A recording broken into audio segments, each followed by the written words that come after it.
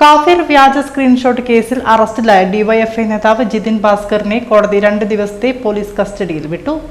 പ്രതിയുടെ ജാമ്യാപേക്ഷ തള്ളിക്കൊണ്ടാണ് Vadakara judicial first class magistrate കോടതിയുടെ ഉത്തരവ്. ഡിജിറ്റൽ തെളിവുകൾ അടക്കം ശേഖരിക്കാൻ പ്രതിയെ കസ്റ്റഡിയിൽ വേണമെന്ന പ്രോസിക്യൂഷന്റെ വാദം കോടതി അംഗീകരിക്കുകയായിരുന്നു. വടകര ഇളക്കിമറിച്ച കാഫിർ സ്ക്രീൻഷോട്ട് വിവാദത്തിൽ പ്രത്യേക അന്വേഷണ സംഘത്തിന്റെ നിർണായക നീക്കമാണിത്. കഴിഞ്ഞ ദിവസം റിമാൻഡിലായ പ്രതിയുടെ ജാമ്യാപേക്ഷയും പോലീസിന്റെ കസ്റ്റഡി അപേക്ഷയും ഇന്നലെയാണ് Vadakara judicial first class magistrate കോടതി പരിഗണിച്ചത്.